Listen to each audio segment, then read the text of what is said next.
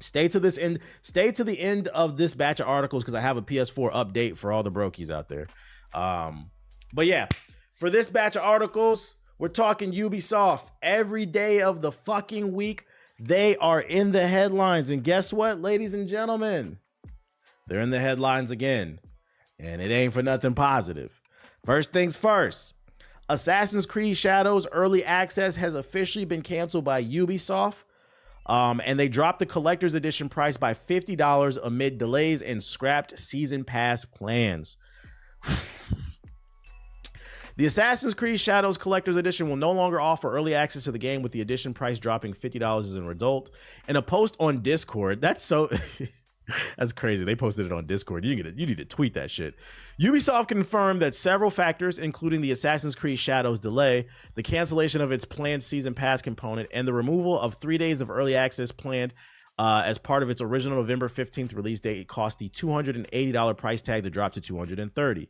While the content will mostly remain as initially advertised, some design elements may change. Ubisoft confirmed buyers of the collector's edition are still set to receive the game itself, alongside multiple art pieces, collector's items, and a statue of the game's protagonist. The Assassin's Creed Shadows delay was accompanied by the unofficial suggestion that the early access window had been removed from the collector's edition, while the original release date was split between November 12th for early adopters and November 15th for early access. The new release date seemed locked to a single day, February 14th, 2025.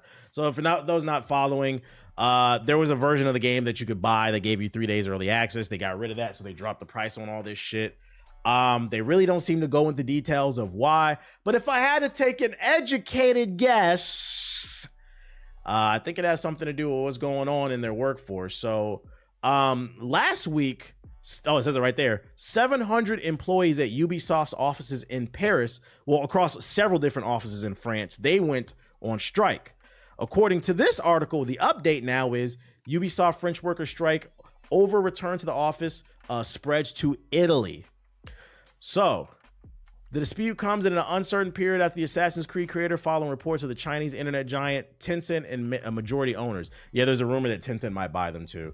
The Guillemot family are exploring a joint buyout that would make the company private. Tencent currently holds a 9.2% of Ubisoft's voting rights, while Guillemot holds 20%. The potential buyout follows a bumpy period for Ubisoft, which saw its share price fall to a 10-year low in September. Matter of fact, let's do the Ubisoft share price update. If Tencent buys it, it's truly over. Oh shit, they up 0.50%. Let's go. They almost $3. Yeah, if Tencent buys them, they're gonna clean house. That's always what happens when there's a change in leadership. A lot of employees are gonna get fired. So if I had to take an educated guess on why this version had some stuff removed, they're probably just hyper focused on trying to make deadlines, and they're trying not to add too much to their plate. Because to be honest, they don't know if their workforce is going to be there or not. People in Paris and now Italy are walking out. And then they had this whole season pass planned with the content. They got rid of that. Listen, Ubisoft, I really want this game to be good. Don't get me wrong. We're going to fry you if you fuck up. But I do really want this game to be good. I can't stress enough. I don't want to see you guys fail. Word of advice. If you guys want this game to win, really put your heart and soul into Assassin's Creed Shadows.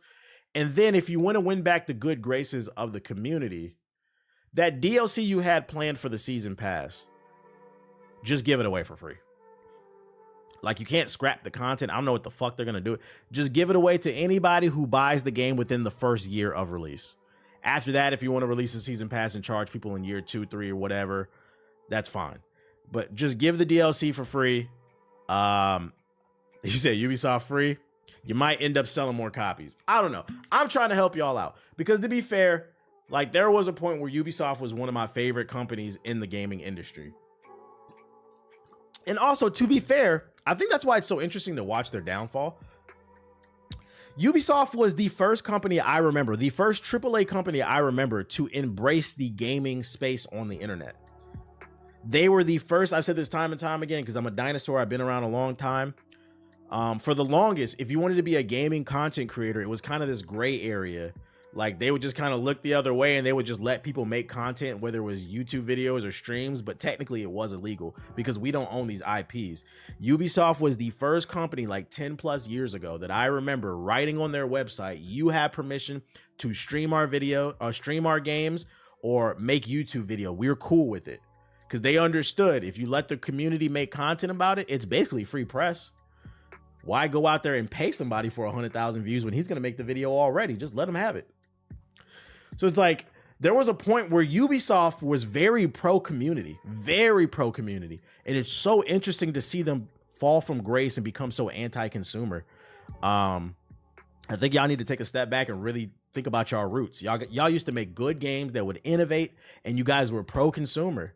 And that's why I said, if you guys want to get back in the good graces of the community, put your fucking foot in Assassin's Creed Shadows, make the game that we always wanted, and give the season pass away for free. Like the first year, you have to do something to get back in the good graces of the people because you guys are down bad, and y'all need to act like it. I think that's the biggest problem.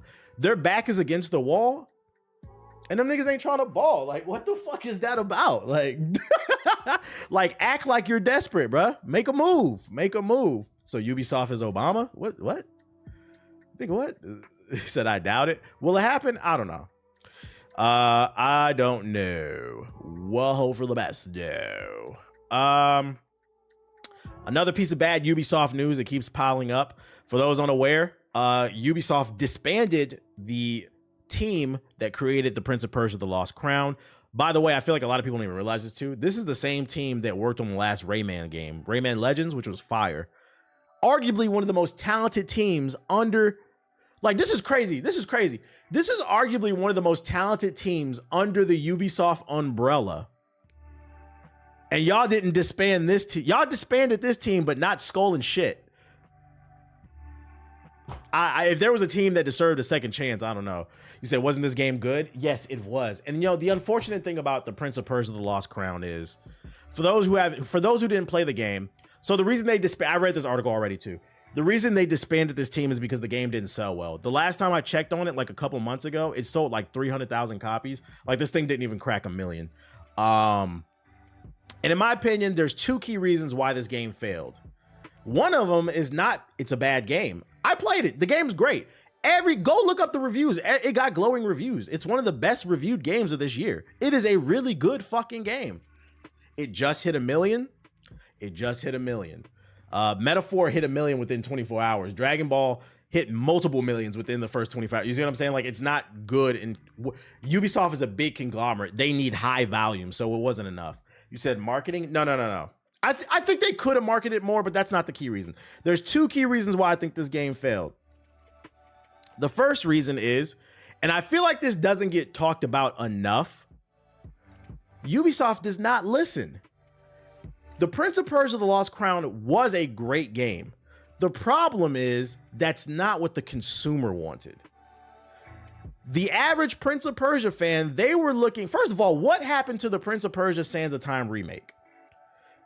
You guys put out two, because let's not forget, there's another Prince of Persia game that they put out, that one with the purple dude.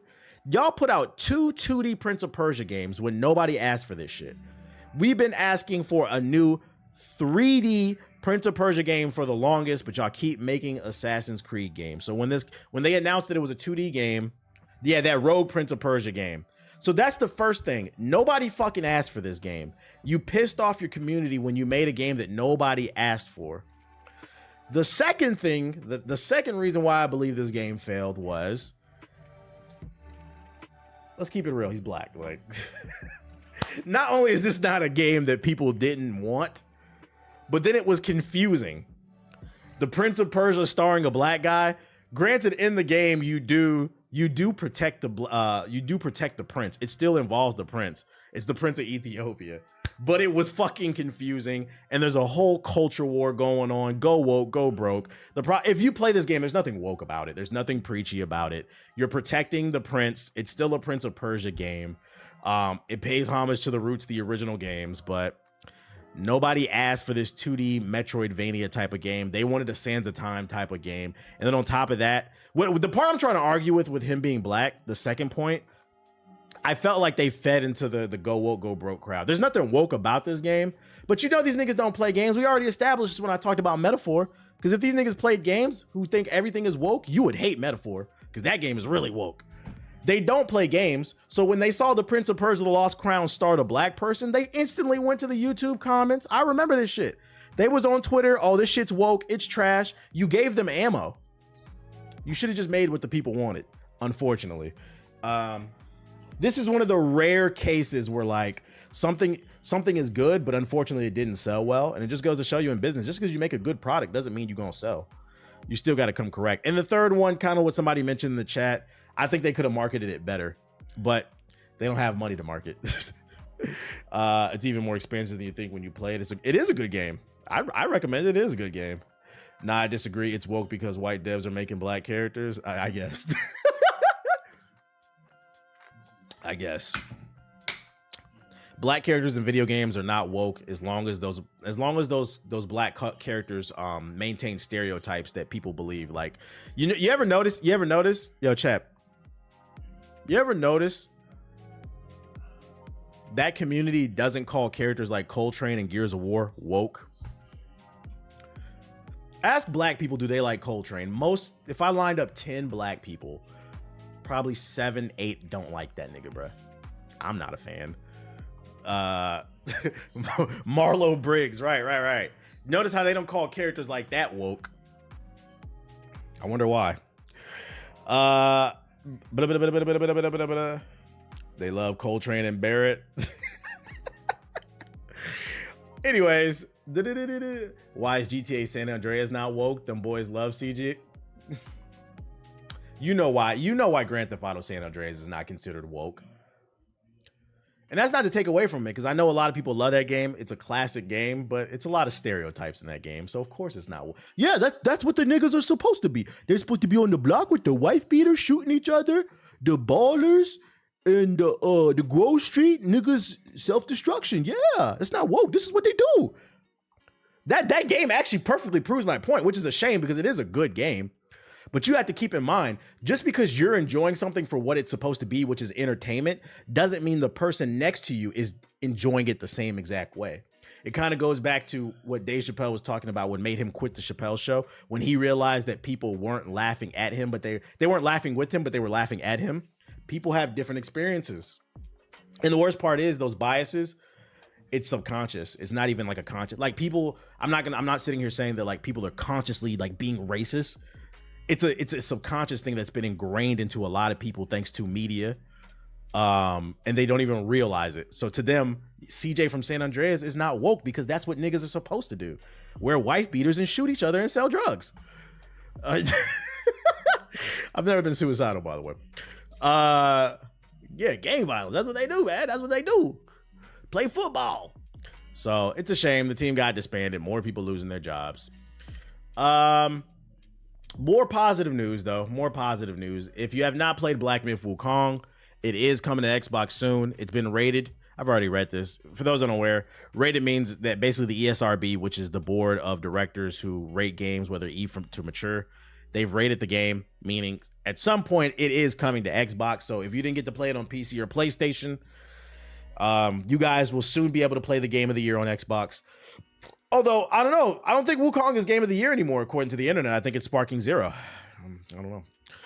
You guys can't make up your mind. We're going to get on you Sparking Zero, niggas, soon. Shout out to the 700 people we got in here. I love Lee from Walking Dead, but he's kind of a stereotype.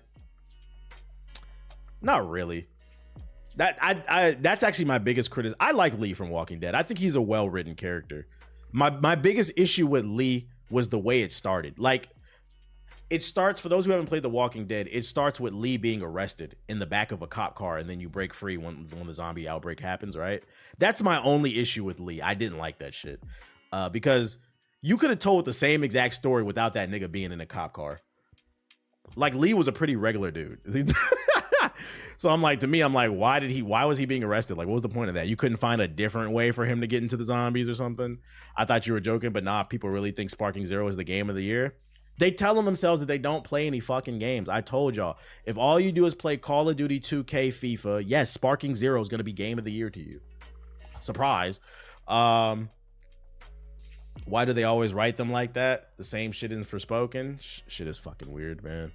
Valve has confirmed the Steam Deck won't have annual releases, while the Steam Deck 2 on hold until they're putting the Steam Deck 2 on hold until they can find a generational leap. In the article, which is right here, I already read this one too. They said, so we really want to wait for a generational leap in compute power without sacrificing battery life before we ship the real second generation of the Steam Deck. So basically, the Steam Deck is what it is for now until computing power becomes more powerful without having to sacrifice battery. Don't expect any upgrade. So if you're on the fence about getting a Steam Deck, feel free to get one. My thing though is that Valve is a corporation. Who's to say this is not a lie? Who's to say next year they don't announce a Steam Deck? Because if I buy this shit, I'm gonna be mad. I'm gonna be mad after reading the damn article. But if I'm gonna give them the benefit of that. If they keeping their word, that's a W for consumers, I guess. Just order the Steam Deck OLED. Hey. Oh, and then last but not least, in this batch of articles, we have a PS4 update. We got a PS4 update. PS4 community, come to the front. We didn't forget about you guys. I know you guys want to be part of the gaming conversation. I know you guys are upset that when it comes to Game of the Year at the Game Awards, you guys are never included. How come there's no Game of the Year for the PS4? It's because not a lot of new games are coming out. Don't worry, guys. Black Ops 6 is coming out with less features than the PS5. But anyways, one of my favorite things that we do on here is slander PS4 people. I'm a PS4 racist, for those unaware who are new to my content. We're 5 years into the generation of PS5 and niggas are saying PS4 is current gen. It's not. It's holding gaming back. We cannot maximize the power of the PS5 and the Xbox Series if y'all continue to purchase games on PS4 and then turn around and complain that all the games look the same. It's because of this thing called console parity. I know you guys don't believe in it, but it's a real thing. Things that developers talk about all the time. I follow developers on Twitter and they bitch and complain about console parity all the time. It sure be nice to create what we want, but we can't because we can't use the computing power because PS4 niggas. They don't say it like that, but that's what they're saying. So before we get into today's story about PS4 niggas, friendly reminder, if you find anything cool, feel free to tweet me. Shout out to Aries2Slat for tweeting me on this one, making me aware that even prison inmates can afford the PS5. You know, one of the arguments that PS4 niggas love to make is they can't afford it. They can't afford a PS5. And I always say the counter argument to that is gaming is a hobby. It's a privilege. It's not your birthright to play PlayStation, nigga. And if that is your mentality, you're probably broke. I'm not gonna lie. So it's been 4 or 5 years. If you can't afford a PS5 now, you need to get the fuck off my stream. It's gonna fuck with my views. And I'm gonna be honest, I'm okay with that. I would rather you get the fuck off my stream, get off my YouTube videos, and get on your P's and Q's. You're 27. You're not doing what you want out of life, and that's okay. We all start somewhere. Put your head down for a year or two. That's really all it takes is like a year or two. Put your fucking head down. No drugs, no alcohol. Stop fucking these hoes. Stop going out every weekend. Stop buying. Niggas is doing fit checks every weekend. What is wrong with you? You don't need to go to Ross and Marshall's every weekend. You don't need to go see every movie. It's okay to sit in the house and watch an NBA game. Watch a YouTube video on the weekend. Yeah, some people might call you a loser, but it's kind of like soccer. In soccer, it's called a drop pass. You drop the ball back, you survey the field, then you pass it up, and you advance even further than where you were before. Sometimes you got to take a step back to take a generational leap forward. And I need y'all to understand what we're talking about. Some of y'all don't believe me. We got prison inmates. Can I break this down? Real rap. Prison inmates playing PS5. These niggas is playing NBA 2K5. Listen, not only do they have a PS5, these niggas got 2 controllers. The new 2K, NBA 2K25. You playing 2K25 on the PS4. These niggas got money for VC. VC. Do y'all on a big ass TV? I'm about to look. What is the average US prison inmate salary? The average pay for an inmate in the United States is $54,000. That's not accurate, bro. That's not accurate. Don't them niggas get paid pennies? That is not accurate. You said 50. That don't sound accurate. This is some AI shit, bro. Yeah, this is AI. You can't trust the AI shit. That's not accurate. Price. Don't they get? Yeah. See, look, wages range from 10 cents an hour to 65 cents an hour. Right there, 10 cents an hour to 60. He said maybe in California, nah, it's like 10 a month. Yeah, they get paid pennies an hour. These niggas had the discipline to save they 60 cents an hour for years.